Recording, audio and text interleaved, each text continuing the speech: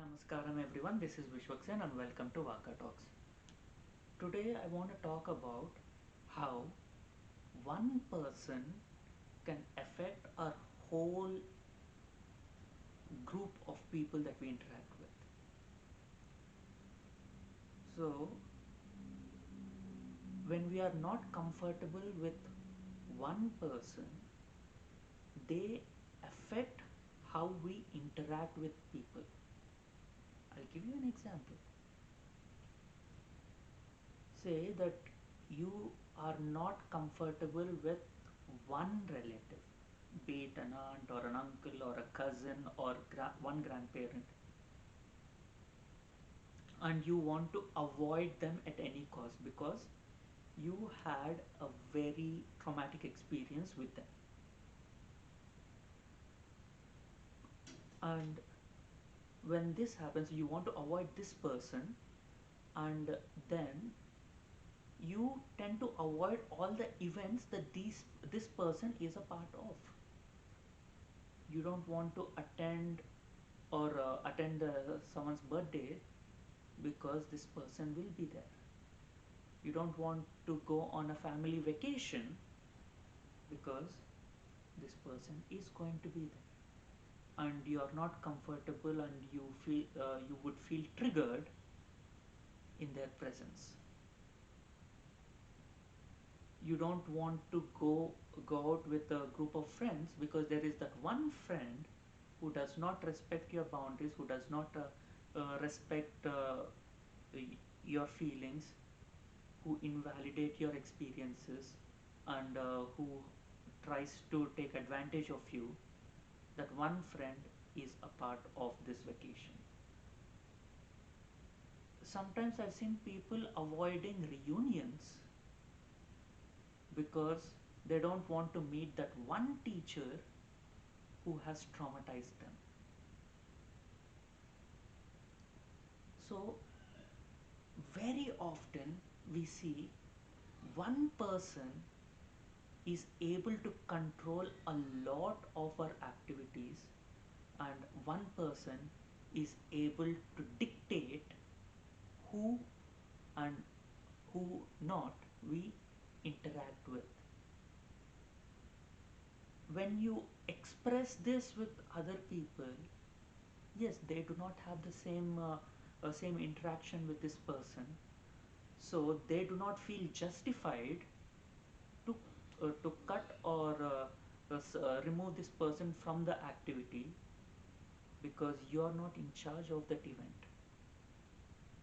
And also, when it is your event, these same people try to force you to invite this toxic person to the event because, oh, it wouldn't look good.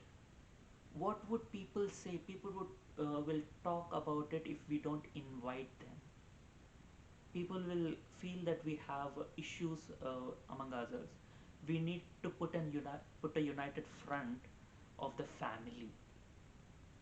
So they force you to invite this toxic person that you don't want in your life to your events, and that messes your events as well because you're not comfortable with them around. So when we have toxic people around us, we don't need a group of toxic people. Just one toxic person is enough to mess up our whole interaction, mess up our whole experience. We will not be able to enjoy the event if the toxic person is present, and we are helpless because there are a lot of enablers around this person, and we feel helpless, and when we try to remove ourselves from the event, we are blamed, and other people see us as problematic because we don't want to deal with the issue. We don't want to forgive them. We don't want to accept this person into our circle.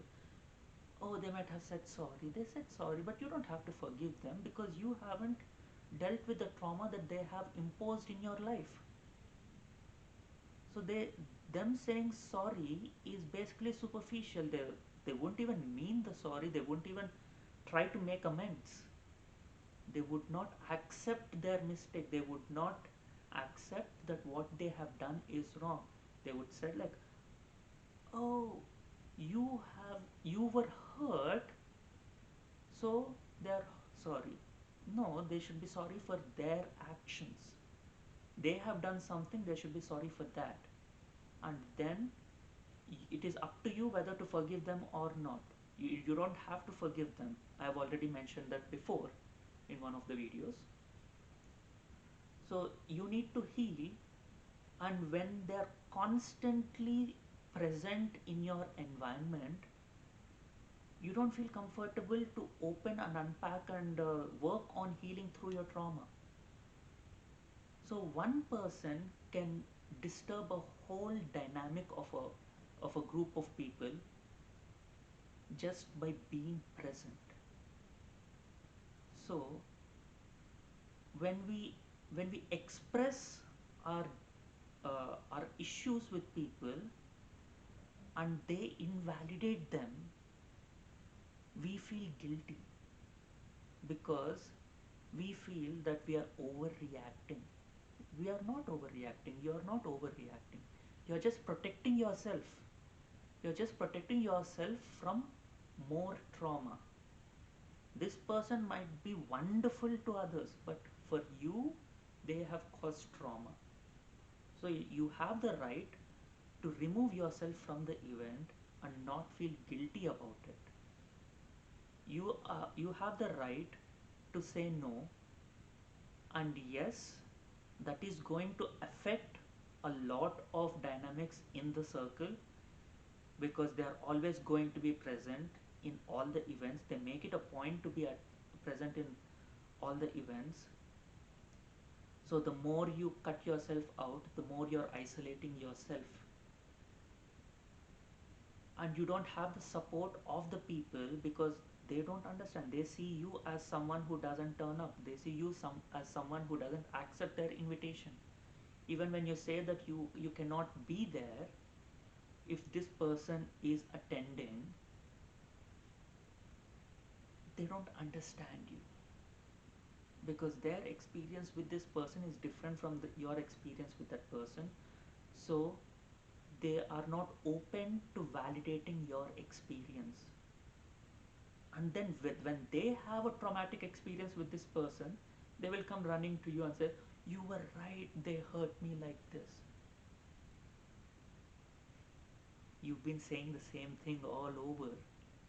All this time you've been saying that yes, this person has created an issue with you and you don't want feel comfortable being around this person until these people, your people in your other people in your circle face similar issues with them.